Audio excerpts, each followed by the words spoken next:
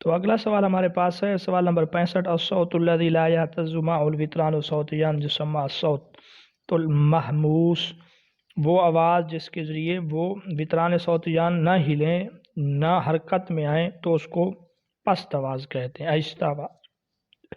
سوال نمبر 66 جو ہے علامت المجہور عند سوہ، کہ آواز بلند کب ہوتی ہے، اس کی علامت کیا ہے؟ اونچی آواز میں بولنے کے لیے جو پہچان ہے وہ کیا ہے؟ تو سوہ کہتے ہیں اس کی پہچان یہ ہے کہ منع التنفس، اس وقت سانس نہیں لیا جاتا، جس آواز کو اس قدر زور سے بولے سانس نہ لیا جائے اس کو کہتے ہیں کہ یہ علامت المجہور ہے، بلند آواز سے بولنے کی علامت ہے۔ 67 علامت الشدید عند سبوہ، شدید کی یعنی شدید حرف کی پہچان ان کے نزدیک یہ ہے، سبوہ کے نزدیک، منع الصوت کی آواز نہیں نکلتی، آواز بند ہو جاتی ہے۔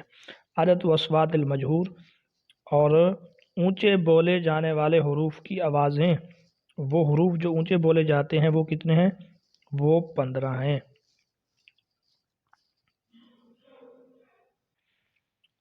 سوال نمبر جو 69 ہے اس میں ان الاصوات المجہورہ، وہ جو بلند آواز سے، وہ حروف جو بلند آواز سے بولی جاتی ہیں، اونچی آوازوں کا جو مجموعہ ہے وہ یہ ہیں، ان کو اس طرح لکھا ہوا ہے، ٹھیک ہے؟ واو یا را میم نون، یہ جو ہیں وہ حروف ہیں جو بلند آواز سے بولے جاتے ہیں۔ سوال نمبر 70 یہ ہے لثلاثت اصوات من بین اصوات الاطباق اخوات مرقفہ فمنہا کلھا صحیح، کہ اطباق کی آوازوں میں سے 3 پتلی آوازیں یہ ہیں، لثلاثت اصوات 3 آوازیں، کن میں سے؟ من بین اصوات الاطباق، اطباق کی آوازوں میں سے، وہ کون سی 3 آوازیں؟ اخواتم، مرقفتم یا مرقفہ، کے جو نرم آوازیں ہیں وہ یہ ہیں، کون سی؟ صاد، سین، ظا، زال، طا، دال، یہ تمام صحیح ہے۔ سوال نمبر 71 ہے نطق الاصوات الشدیدۃ المجہورہ فی حال السکون بما یشبہ النبرہ یسمى قلقلہ، حالت سکون میں شدید اور اونچی آوازوں کو پڑھنا، نطق الاصوات الشدید المجہورہ، شدید آوازوں کو اور بلند آوازوں کو پڑھنا کب؟ حالت سکون میں، اس کو کیا کہتے ہیں؟ اس کو قلقلہ کہتے ہیں۔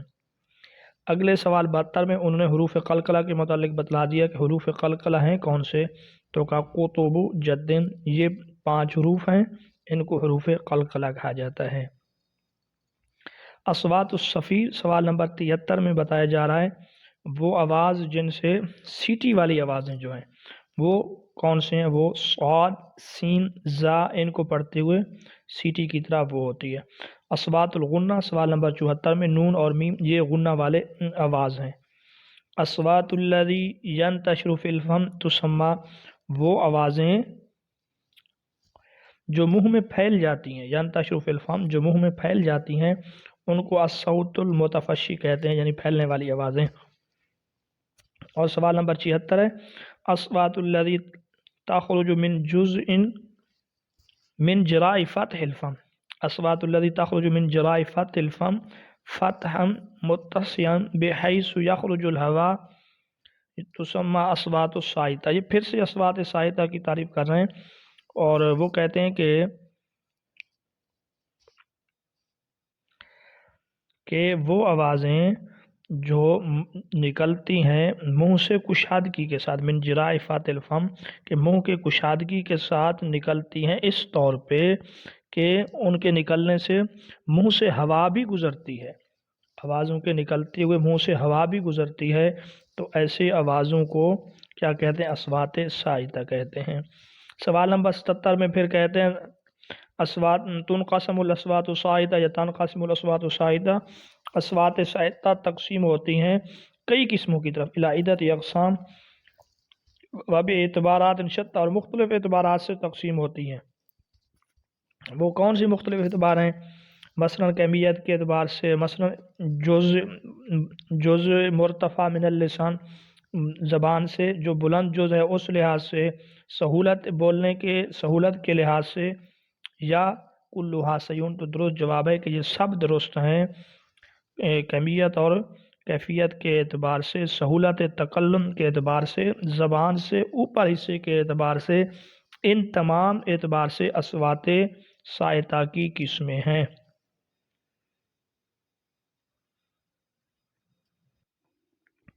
सवाल नंबर 78 में अलिफ की तारीफ़ की जा रही है। अल अलिफ़ुल्लती तुनतक़ु बैन अल अलिफ़िल ख़ालिसा व बैन अल याइल ख़ालिसा तुसम्मा अलिफ़ुल इमाला।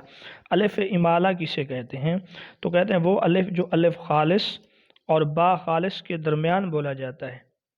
व बैन अल याइल ख़ालिस, वो अलिफ जो अलिफ ख़ालिस और या ख़ालिस के दरमियान बोला जाता है, उसको अलिफ़ इमाला कहते हैं। सवाल नंबर 79 में देख लीजिए। अल अलिफ़ुल्लती तुनतक़ु बैनल अलिफ़िल ख़ालिसा व बैनल वाइल ख़ालिसा, वो अलिफ जो अलिफ ख़ालिस और वाव ख़ालिस के दरमियान बोला जाए उसे अलिफ़ तफ़ख़ीम कहते हैं। तो तफ़ख़ीम और इमाला की आप तारीफ़ याद रखें। इमाला उसको कहते हैं पढ़ते हुए इस तरह पढ़ें कि ना तो वो ख़ालिस अलिफ हो ना ही ख़ालिस या हो, बल्कि उसके बैन बैन हो। और तफ़ख़ीम उसको कहते हैं पढ़ते हुए अलिफ को इस तरह पढ़ना, ना तो वो मुकम्मल तौर पे अलिफ हो ना ही मुकम्मल तौर पे वो या हो, इसको अलिफ तफ़ख़ीम कहते हैं।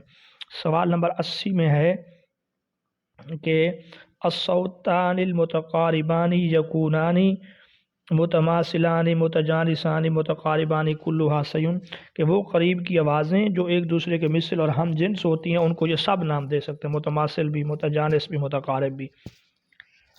अच्छा, सवाल नंबर 81 में फिर अस्वात साइता की तारीफ़ की जा रही है कि तनक़सिमुल अस्वात साइता बेतबारिल कमिया इला तवीला मुतक़द्दिमा मुतअख़िरा या आलिया। तो दुरुस्त जवाब है इला तवीला व कसीरा, कि अस्वात साइता की कैमियत के एतबार से दो किस्म है। सवाल नंबर 81 में पहली किस्म बतलाई है तवीला और सवाल नंबर 82 में दूसरी किस्म बताई है कसीरा।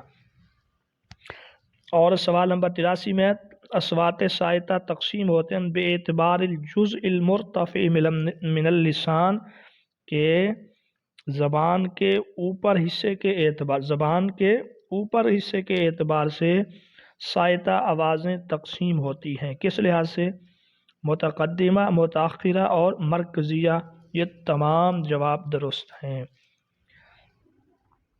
और सवाल नंबर 84 में बताया जा रहा है कि अस्वात साइता तकसीम होती हैं कैमियत के एतबार से इला तवीला, तवीला की तरफ जो तकसीम होती हैं उनमें से हुरूफुल मद हैं। अस्वात साइता जब कैमियत के एतबार से तकसीम हूँ तवीला की तरफ, तो हुरूफ मद उन्हीं में से हैं। तो आपसे पूछा जाएगा कि हुरूफ मद का ताल्लुक़ अस्वात साइता के तवीला से है या कसीरा से है। आपने कहना है कि हुरूफ मद का ताल्लुक़ अस्वात साइता के तवीला के लिहाज से है।